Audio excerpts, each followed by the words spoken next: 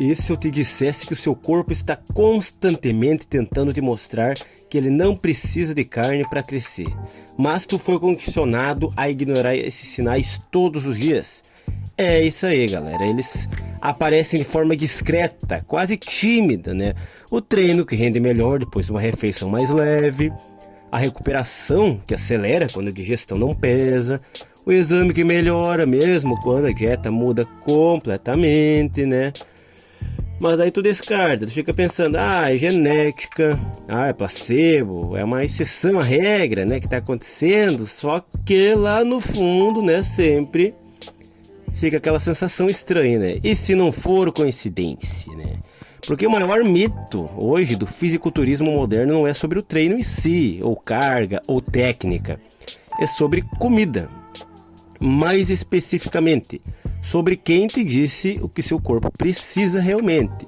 E hoje a gente vai desmontar isso, né, peça por peça, o que realmente constrói músculo, por que a dieta vegetal gera tanto medo e como alguns atletas estão performando melhor, como eu falei no vídeo passado, justamente quando pararam de brigar contra a própria fisiologia do corpo.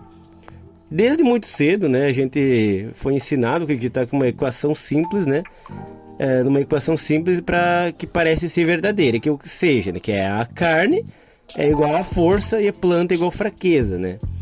Só que isso aí não surgiu do nada, foi repetido, reforçado, normalizado, né? Tu entra numa academia e o script já está pronto, né, antes do aquecimento, é frango, ovo, whey, mais frango, né? Pouca pergunta, não escuta muito pessoal, né? Se tu se sente estufado, retenção, inflamação crônica, queda de energia, te dizem que é normal, que faz parte do processo, que todo shape grande paga esse preço, né? E assim, sem perceber, a gente aprende a ignorar o corpo, né, para obedecer aquele protocolo ali da academia, do treinamento, né? A musculação, que devia ser, né, um caminho quase que de autoconhecimento, né, vira só parte estética, né? Mais volume, mais espelho e menos percepção de si mesmo. Mas alguns atletas, né, começaram a fazer algo radicalmente simples, né, que é prestar atenção, né? Eles observaram como dormiam, como digeriam, como rendiam no treino depois de certos alimentos, como o corpo reagia ao longo das semanas, né, não só no pump, né, de 40 minutos. E daí vem uma verdade que incomoda, né, começou a aparecer, né, que um corpo constantemente inflamado não evolui muito bem, né? Não importa quanto ferro você levante, não importa quantos macros você bata no papel. Foi nesse ponto que muitos chegaram na alimentação plant-based, na alimentação vegetariana, não como bandeira moral, mas como uma estratégia fisiológica, né? Porque a própria ciência já mostra isso. E aqui acontece uma confusão clássica, né? O pessoal, eles não trocaram carne por tofu, não trocaram ovo por soja. Eles trocaram o modelo mental, né? A forma de pensar. É todo um conjunto. E esse aqui que é o erro mais comum, né? Achar que a comida é só a proteína isolada, né? Trocar o whey pela proteína de soja. E não é bem isso, né? A carne, ela não é só proteína, né? Não é só proteica. Ela vem junto com gordura saturada, resíduos metabólicos, inflamação pós-prandial. E quando você consome em excesso, como um fisiculturista come, né? Isso aí se acumula, né? Os exames mostram, as artérias mostram, a recuperação no outro dia mostra. E quando tu entende isso, percebe que a pergunta nunca foi: tem proteína suficiente?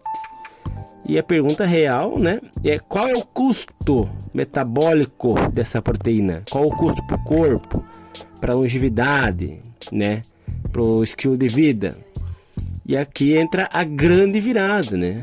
Que quando você tira o alimento animal, tu não está enfraquecendo, tu está reduzindo o ruído, né? O ruído digestivo, o ruído inflamatório, o ruído hormonal. E quando esse ruído diminui, né, algo curiosamente, né, acontece que o corpo responde melhor ao estímulo, né?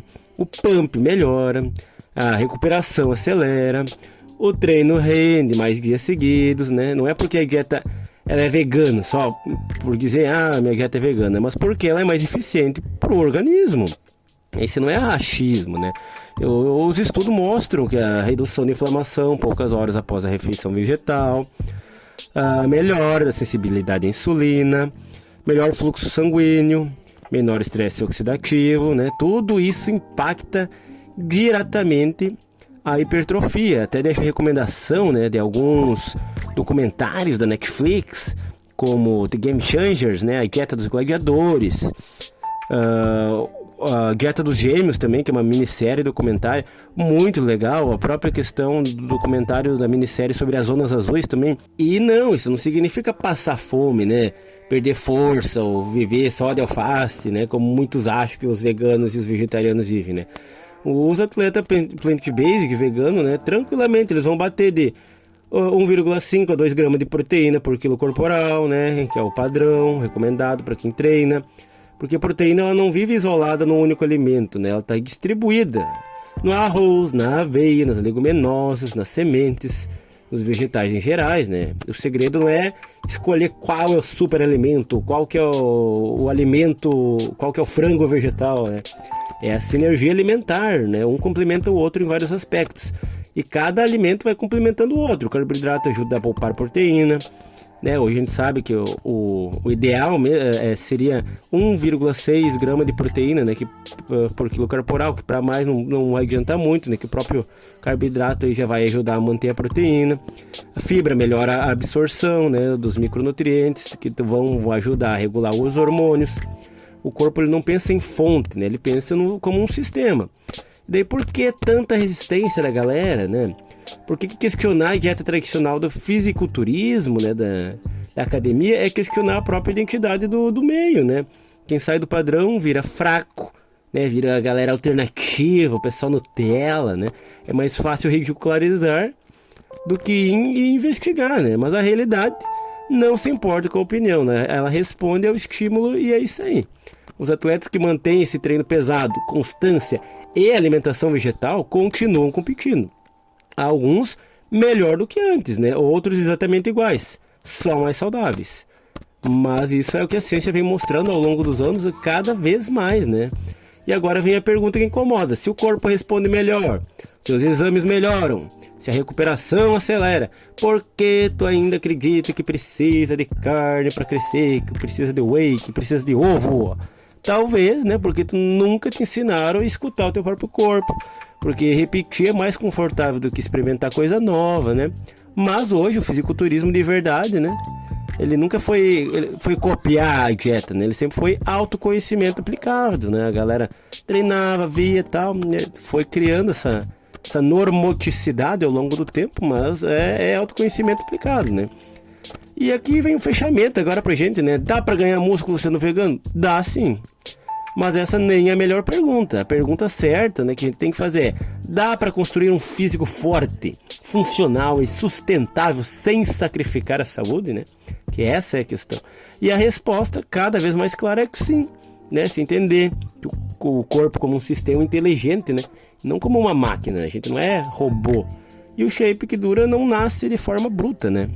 Nasce da harmonia entre treino, comida e a consciência. E quando tu começa a enxergar isso, não tem como voltar, né, a comer no automático e voltar para a vida anterior, né?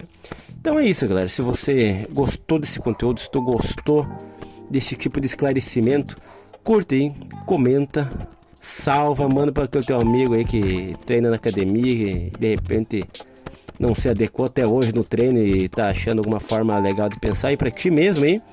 Então, bora! Que isso aqui é só sucesso. Continua seguindo a gente aí, segue o canal, que logo mais tem mais conteúdo do Gurilão Vegetariano. E tamo junto, galera. Que a força esteja com você.